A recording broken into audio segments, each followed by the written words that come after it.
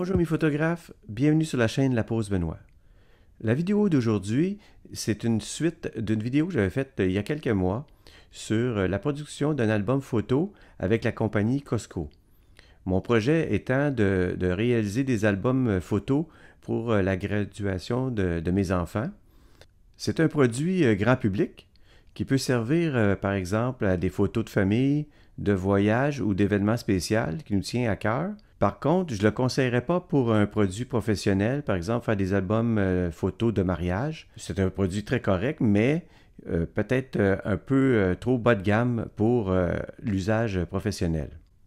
Pour rappel, le produit que j'ai choisi a un format de 30 cm par 30 cm. En mesure anglaise, c'est 12 pouces par 12 pouces. J'ai choisi le fini lustré pour l'album. Et au niveau de la conception de l'album, c'est une ouverture à plat. Un grand avantage pour apprécier nos photos. Le profil utilisé lors de la retouche photo était le profil sRGB puisque Cosco nous propose aucun profil ICC pour notre retouche. Le produit est très honnête.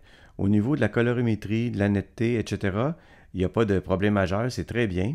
À part peut-être que j'ai remarqué dans mon cas, certaines photos, au niveau de la luminosité, c'est un petit peu plus foncé. Peut-être que j'aurais dû augmenter peut-être un petit peu la luminosité ou l'exposition, mais ce n'est pas quelque chose de majeur. Petite chose à faire attention au niveau de la netteté.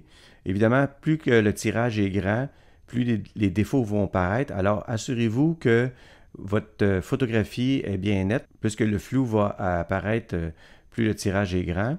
Ce n'est pas nécessairement dû à l'impression photo de l'album. Dans les semaines qui vont suivre, je vais faire une autre vidéo de ce genre, puisque je veux commander des livres photos sur un autre site. Et assurément, cet album va être constitué de photos animalières et ou de paysages. Alors, je vous invite à vous abonner à la chaîne pour ne rien manquer au niveau de ces nouvelles vidéos.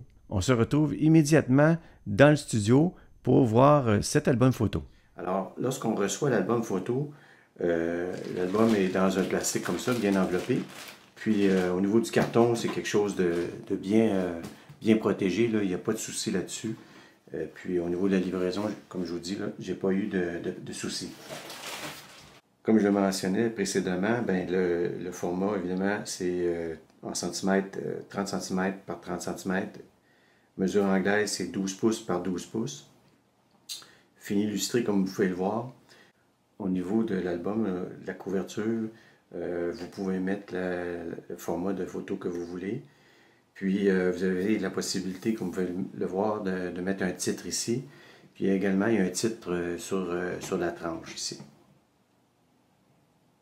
Lorsque vous faites votre mise en page dans le logiciel, vous avez la possibilité d'avoir une page de garde. Sinon, ben, vous pouvez mettre une photo à ce niveau-là. Il n'y a pas de souci à ce niveau-là. Comme vous pouvez le constater, c'est une ouverture à plat. C'est vraiment avantageux pour que lorsque vous avez des photos, là, une photo qui est sur les deux pages, avec cette ouverture à plat-là, vraiment, là, vous avez l'impression de regarder une seule photo. Comme vous pouvez le constater ici, la page, il y a une certaine rigidité, mais je sais qu'il y a des produits plus qualitatifs où vraiment l'épaisseur des pages, c'est plus important quand même. Au niveau du fini illustré, surtout avec un album noir comme j'ai choisi ici, faire attention pour avoir les mains bien propres puisque ça laisse des traces de doigts sur les pages. Alors peut-être lorsque vous manipulez les pages, les prendre de cette façon là, aux extrémités, ça évite de salir l'album.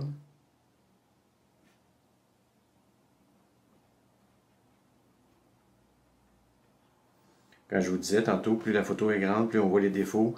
Ici, c'est un exemple. La photo ici a été prise par quelqu'un d'autre, donc la mise au point n'est pas à 100%. Donc, on a l'impression un petit peu de flou sur la photo.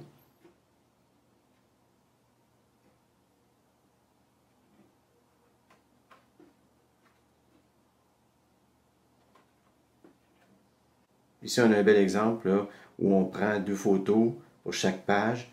Alors, ça fait quand même un beau rendu, un bel effet. Puis au niveau de la découpe, là, si je me réfère à mes photos à l'écran, là, c'est parfait. Il n'y a pas Il n'y a pas de défaut. C'est la bonne grandeur. On peut superposer, comme vous voyez ici, les photos lorsqu'on fait notre mise en page. Évidemment, vous pouvez avoir le choix là, des couleurs au niveau de l'album, mettre du texte là, au niveau des pages. Moi, j'ai pas fait de numérotation, j'ai pas mis de texte, c'est simplement les photos. Alors, on a un bel exemple ici d'une photo qui est répartie sur les deux pages. Alors, comme vous pouvez le voir, là, en fait, ça vous donne 60 cm par 30. Autrement dit, 24 pouces par 12 pouces. Ça peut être intéressant aussi lorsqu'on fait des albums de paysages. Alors, on a un exemple ici. Lorsqu'on a un agrandissement, les défauts apparaissent encore plus... c'est plus apparent. On a une zone crânée ici dans le ciel. Alors, c'est important lorsqu'on fait la post-production de voir à ce que tout soit bien propre. Et puis, évidemment, à la prise de vue aussi. Mon questionnement, c'est savoir si le Finima rendrait aussi bien les photographies, peut-être en paysage.